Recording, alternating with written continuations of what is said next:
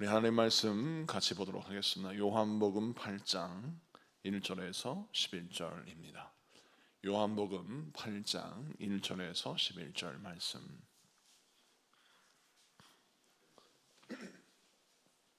요한복음 8장 1절에서 11절 말씀 우리 다 같이 교독하도록 하겠습니다. 제가 먼저 봉독합니다. 예수는 감난산으로 가시니라. 아침에 다시 성전으로 들어오시니 백성이 다 나오는지라 앉으사 그들을 가르치시더니 서기관들과 바리새인들이 음행 중에 잡힌 여자를 끌고 와서 가운데에 세우고 예수께 말하되 선생이여 이 여자가 간음하다가 현장에서 잡혔나이다. 모세는 율법에 이러한 여자를 돌로 치라 명하였거니와 선생은 어떻게 말하겠나이까? 그들이 이렇게 말하면 고발할 조건을 얻고자 하여 예수를 시험함이르라. 예수께서 몸을 굽히사 손가락으로 땅에 쓰시니 그들이 묻기를 맞이 아니하는지라. 이에 일어나 이르시되 너희 중에 죄 없는 자가 먼저 돌로 치라 하시고 다시 몸을 굽혀 손가락으로 땅에 쓰시니 그들이 이 말씀을 듣고 양심의 가책을 느껴 어른으로 시작하여 젊은이까지 하나씩 나가고 오직 예수와 그 가운데 섰는 여자만 남았더라. 예수께서 일어나사 여자 외에 아무도 없는 것을 보시고 이르시되 여자여 너를 고발하던 그들이 어디 있느냐? 너를 정죄한 자가 없느냐? 다 같이 대답하되 주여 없나이다. 예수께서 이르시되 나도 너를 정죄하지 아니하니 가서 다시는 죄를 범하지 말라 하시니라. 아멘. 할렐루야. 자, 오늘은 요한복음 8장 1절에서 11절까지 말씀을 통해서 타인의 삶은 나를 향한 거울이다. 타인의 삶은 나를 향한 거울이다라는 제목으로 말씀을 증거할 때 많은 은혜 받는 시간 되길 바랍니다. 여러분이 기도해 주셔서 제가 성지순례를 잘 다녀왔습니다. 하나님의 은혜가 성지순례 여정 가운데 있었고요. 성지순례 여정 가운데 주셨던 메시지 말씀은 제가 설교 시간에 금요 성령 집회 설교 시간에 제가 또 간증하도록 하겠습니다. 오늘 본문은 새벽에 연속 강의 연속으로 이어져서 요한복음 8장을 같이 말씀을 나누도록 합니다. 자, 오늘 말씀에 보면 예수님께서 감난산으로 가셨다가 다시 성전으로 내려오셨습니다. 계속해서 말씀을 증거하고 계세요. 그런데 그 말씀 증거하는 현장에 한 간음하는 여인이 붙잡힙니다. 자, 그런데 이 간음하는 현장에서 붙잡힌 여인은 분명한 죄인입니다. 그러니까 어떤 의혹이 있거나 어떤 의심을 받는 사람이 아니라 죄를 지은 현장에서 붙잡힌 사람이죠. 그러니까 그 사람이 죄인이라고 하는 사실은 누구도 부인할 수 없습니다. 자, 그런데 문제는 이 여인을 붙잡아 온 사람들이 여자만 붙잡아 왔다는 거예요. 사실 성경 레위기 또 신명기에 있는 말씀을 보면 간음의 현장에서 죄를 지은 사람은 남자건 여자건 같이 처벌을 받습니다. 그래서 레위기 20장과 신명기 22장의 말씀에 그렇게 말씀하고 있어요. 그런데 남자는 데려오지 않고 여자만 데려왔다라고 하는 것은 잘못된 판단이라는 것이죠. 그러니까 성경의 말씀을 통해서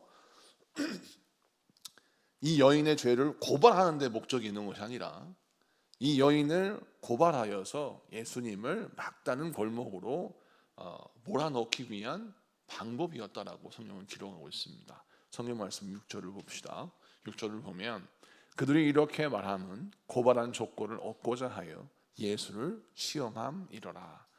자, 예수님을 감히 시험하였다라는 표현은 사실은 누구한테 사용되어지는 표현입니까? 사단에게 사용되는 표현입니다.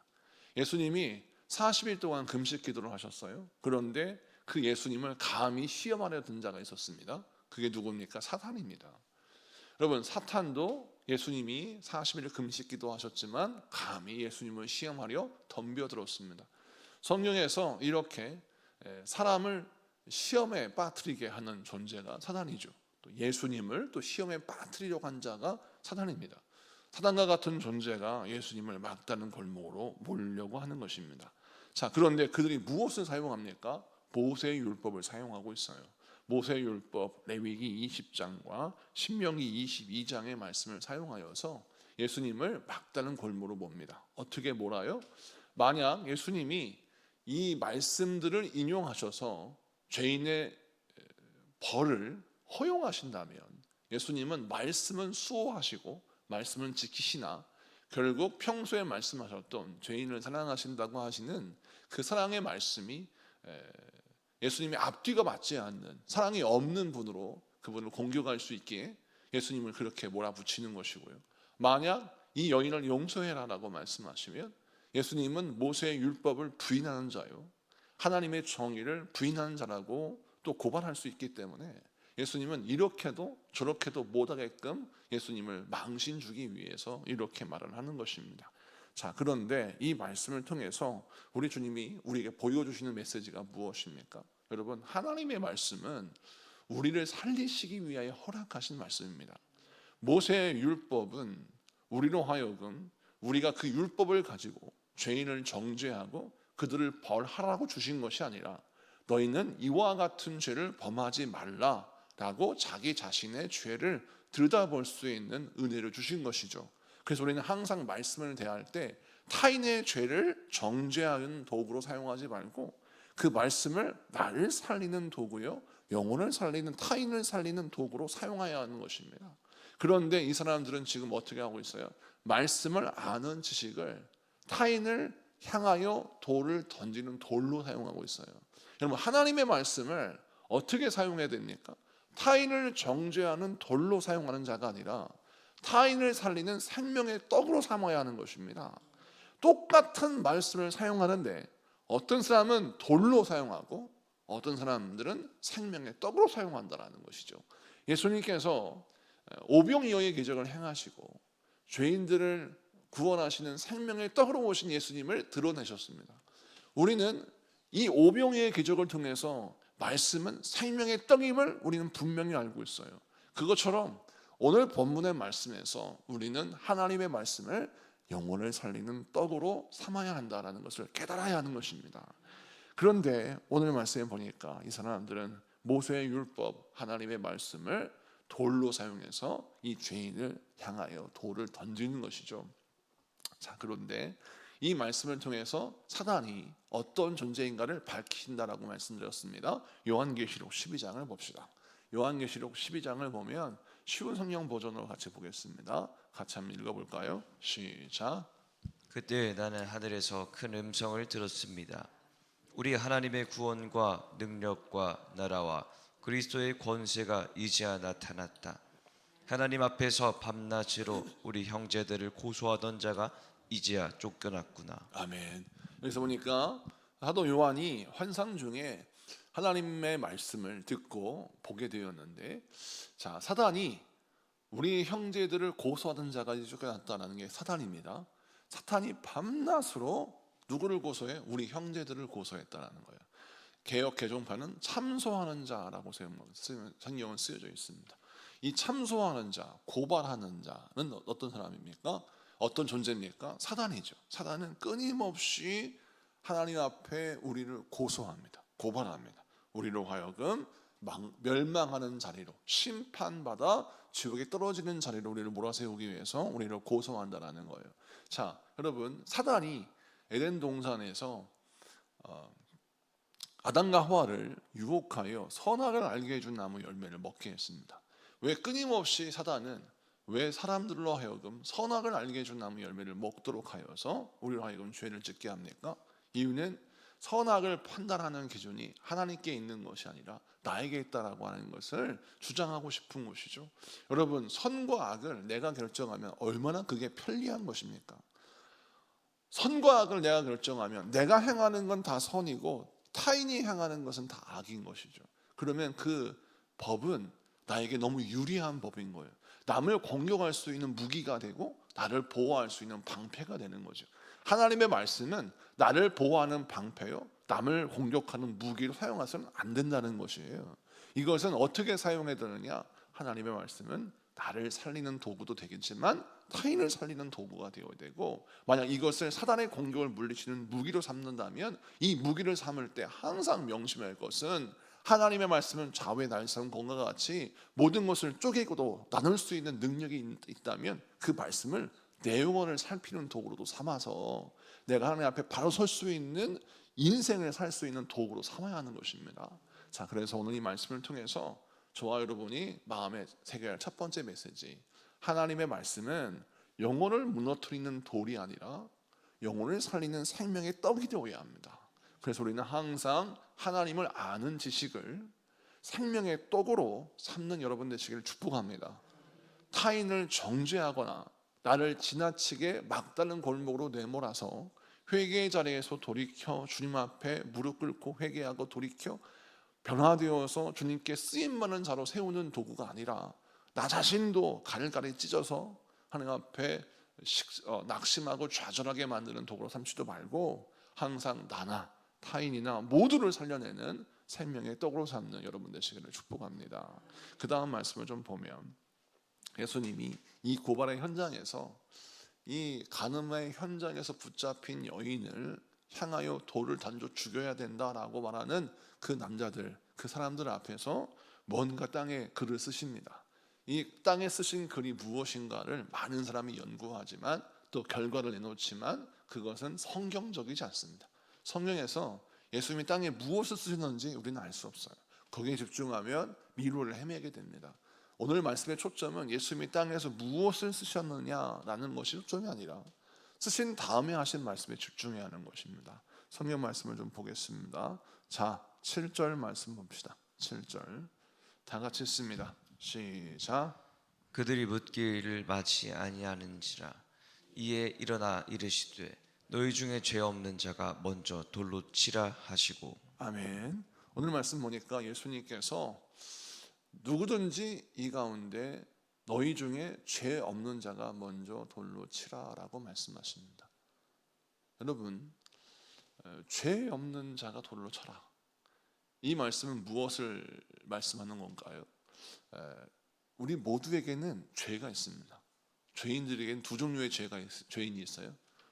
드러난 죄인과 숨겨진 죄인이 있어요. 간음의 현장에 붙잡혀 끌려온 죄인은 드러난 죄인입니다. 그런데 이 여인을 고소하고 돌로 쳐 죽여야 한다라고 말하는 죄인들은 숨겨진 죄인인 것이죠.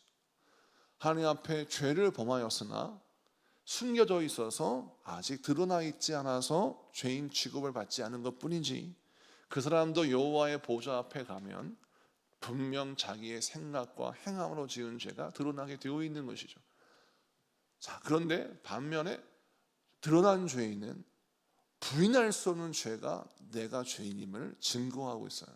자, 그래서 성경은 우리에게 무엇을 설명하고 있냐면 드러난 죄인, 고발된 죄인을 바라보면서 우리는 그를 정죄하는 것이 아니라 그로 말미암아 나의 영혼을 살피라는 거예요. 저 사람은 드러난 죄인이지만 나는 숨겨진 죄인이구나, 이걸 깨달아야 한다는 것입니다. 그래서 마태복음 7장에 예수님이 이렇게 말씀하고 계세요. 마태복음 7장 1절에서 5절까지의 말씀을 좀 봅시다. 자, 3절까지만 읽겠습니다. 시간 관계상 1절에서 3절 다 같이 읽습니다. 시작. 비판을 받지 아니하려거든 비판하지 말라. 너희가 비판하는 그 비판으로 너희가 비판을 받을 것이요 너희가 헤아리는 그 헤아림으로 너희가 헤아림을 받을 것이니라. 어찌하여 형제의 눈 속에 있는 티는 보고 내 눈 속에 있는 들보는 깨닫지 못하느냐. 아멘. 3절의 말씀을 보면 형제의 눈 속에 있는 티는 보고 내 눈 속에 있는 들보는 깨닫지 못하느냐라는 말씀은 쉽게 풀어보자면 형제의 눈에 있는 티를 보았다면 내 눈 속에 이런 들보가 있구나, 이거를 깨달아야 한다는 것입니다. 타인의 인생은 내 인생을 돌아볼 수 있는 거울이라는 거예요. 타인의 죄, 드러난 죄를 보면 무엇이 떠올라야 돼요? 나의 속에 숨겨진 죄가 떠올라야 한다는 것입니다.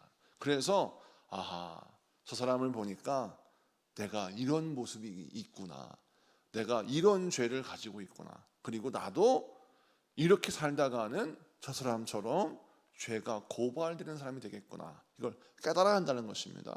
자, 그런데 우리는 어떠한 습성을 갖고 있냐면 드러나기 전까지는 끊임없이 의로운 척한다는 것입니다. 그래서 타인을 정죄함으로 자신의 죄를 오히려 숨기려고 하는 의도를 갖고 있다는 거예요. 그 성경은 우리에게 강조합니다. 죄는 반드시 드러나게 되어 있어요. 지금 드러나든지 여호와 아버지 앞에 드러나든지 둘 중에 하나예요. 우리는 드러날 수밖에 없는 죄인입니다. 지금은 숨겨질 수 있어요. 지금은 숨길 수 있습니다. 그런데 이제 주님의 보좌 앞에 딱 가면 우리의 죄는 다 드러나게 되어 있습니다. 그래서 우리는 하나님 앞에 갈 때까지 무엇을 깨달아야 하냐? 주님 앞에 갈 때까지 나의 죄를 깨닫고 회개하고 돌이키는 것이 중요하죠. 그런데 이것을 행하지 아니하고 우리가 어떻게 하느냐? 타인을 정죄함으로 내가 의로운 재판장의 자리에 앉음으로 나의 죄가 뭔가 숨겨지고 끝까지 없어질 것 같은 착각을 한다는 것입니다. 그 착각을 내려놔야 승리하고 그 착각을 내려놔야 진정한 구원이 나의 구원이 될 수 있는 것입니다. 여러분, 그래서 오늘 이 말씀을 통해서 다시 한번 우리가 무엇을 깨달아야 합니까? 타인의 죄를 바라보며 내 안에 숨겨진 죄를 발견해야 합니다. 그래서 항상 타인의 삶은 내 인생을 향한 거울로 생각하고 항상 나를 돌아보고 점검해서 내 죄가 주님 앞에 드러나기를 사모해야 합니다. 그래서 하나님, 내가 주님 앞에 이러한 죄가 있습니다. 용서하시고 돌이키셔서 주여 나로 하여금 반드시 다시 회복되고 다시 변화되고 성숙해질 수 있는 그리스도인 되게 하여 주옵소서. 이렇게 돌이키고 회개하는 저와 여러분 되시길 축복합니다. 그리고 이렇게 나를 돌아볼 줄 알아야 비로소 주님 앞에 바른 자가 되는 거죠. 그런데 끝까지 타인을 정죄함으로 나의 죄를 숨기려고만 한다면 그 사람은 결국 타인을 정죄하다가 자신도 정죄받는 자가 되어서 결국 심판 앞에 나섰을 때 우리의 죄가 폭로되고 되어 있는 것이죠. 자, 그래서 우리는 깨달을 때 항상 명심해야 될 것은 주님 앞에 드러나기까지 숨기지 말고 주님 앞에 항상 엎드려 기도하면서 나의 죄를 주 앞에 고백하고 변화되고 새로워지는 여러분 되시기를 축복합니다. 세 번째는 예수님께서 10절 11절에 이렇게 말씀합니다. 자, 다 같이 읽습니다. 10절 11절 다 같이 읽습니다. 시작. 예수께서 일어나사 여자 외에 아무도 없는 것을 보시고 이르시되 여자여 너를 고발하던 그들이 어디 있느냐? 너를 정죄한 자가 없느냐?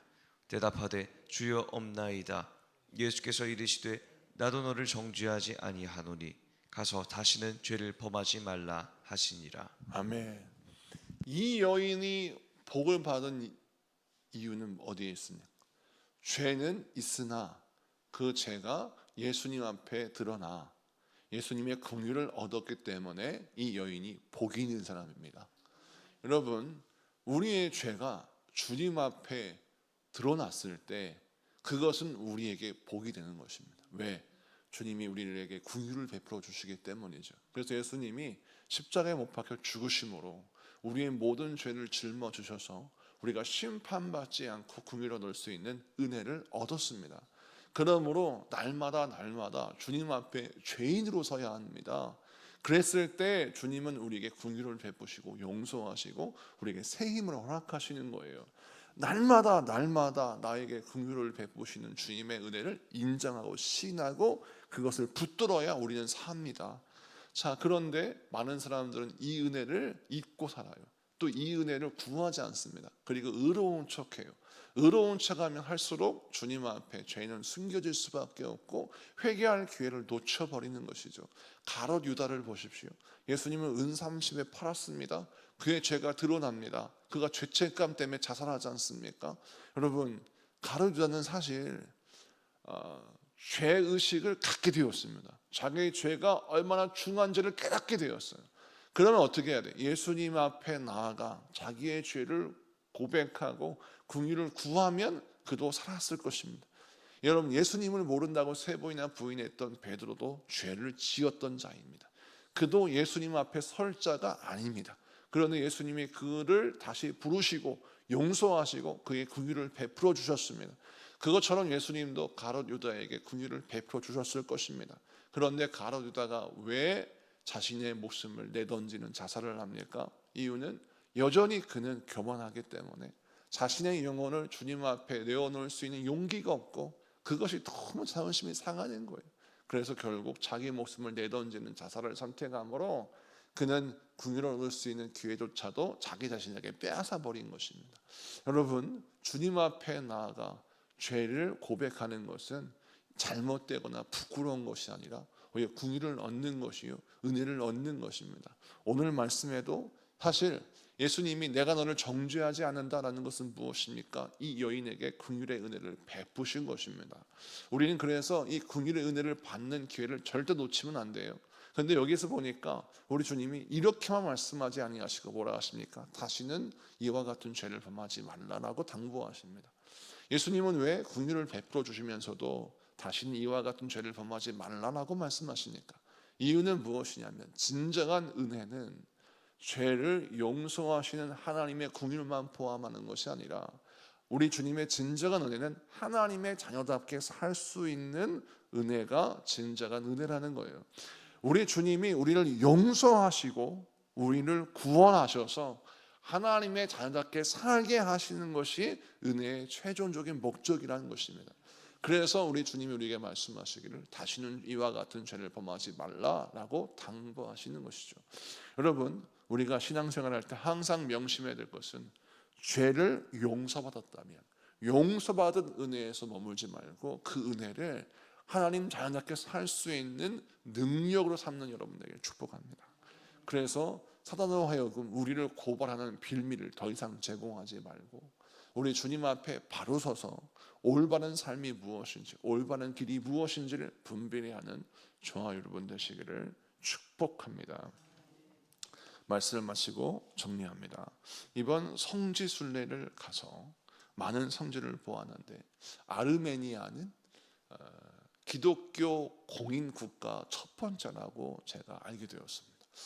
우리가 알기는 로마가 기독교를 국교로 공인하고 있는 나라라고 알고 있는데 로마가 가장 먼저가 아니라 아르메니아라는 나라가 가장 먼저 기독교를 국교로 공인하였다라고 말하는 것입니다. 그런데 막상 그 현장을 가보니까 이 아르메니아라고 하는 나라는 이슬람 사람들로 둘러싸여 있어요. 그래서 역사의 현장을 보니까 교회마다 수많은 순교자들의 순교의 흔적들이 놓여 있어요. 그들은 믿음을 고백하면 죽어요. 그러니까 믿음을 고백하는 현장 속에서 끊임없이 어떠한 시험에 빠지냐면 예수님을 부인하면 살고 예수님을 신하면 죽게 되는 삶의 그 무서운 현장 속에 놓이게 되는 것입니다. 그런데 놀라운 것은 나라가 기독교를 국교로 공인하기까지 수많은 사람들이 죽어나갔습니다. 자, 그 현장을 보면서 이런 생각해요. 그들은 믿음을 지키기 위해서 목숨을 걸고 신앙생활하고 마지막까지 그 지역을 복음화하기 위해서 애를 썼는데 우리는 어떠냐 말이에요. 우리는 예수님을 잘 믿을 수 있는 교회를 주시고 또 말씀을 주시고 은혜를 주시고 끊임없이 우리에게 잘 살 수 있는 믿음 생활 잘 할 수 있는 은혜를 공급하시는데 믿음 지키기 위해서 목숨 거는 삶이 아니라 기회만 되면 죄를 짓고 기회만 되면 예수님을 버릴 생각을 하는 우리들의 모습이 드러나는 것입니다. 그래서 제가 다시 한번 보면서 삶의 질이 어떻게 이렇게 다를 수 있을까?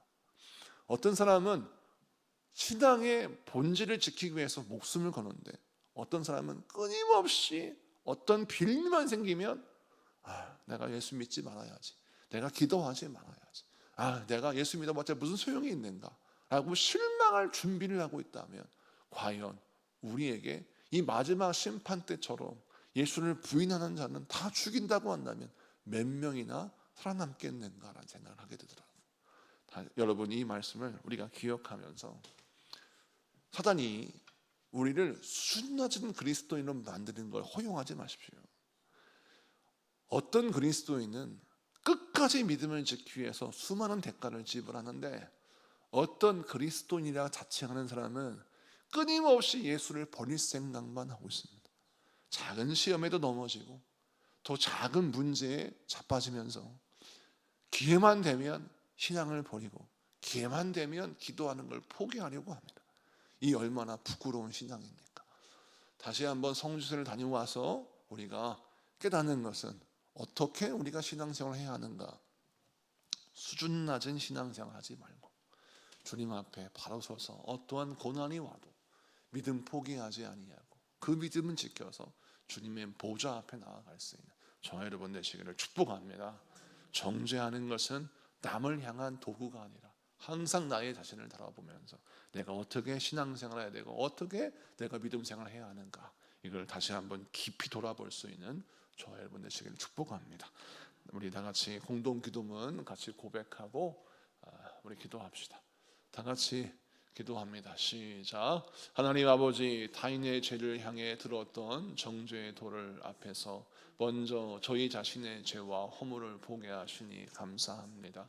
저희를 불쌍히 여겨주셔서 주신 하나님의 말씀을 남을 찌르는 도구가 아니라 타인을 살리고 저희 자신도 살리는 생명의 양식으로 사용하게 하옵소서. 주님께 용서받은 은혜를 가볍게 여기지 않게 하시고 그 은혜 안에서 죄의 자리를 떠나 거룩한 삶의 길을 걸어가게 하옵소서. 오늘도 정죄의 마음은 내려놓고 회개의 마음은 붙들며 주님의 사랑과 진리 안에서 살아가는 참된 제자가 되게 하옵소서. 예수님의 이름으로 기도합니다. 아멘.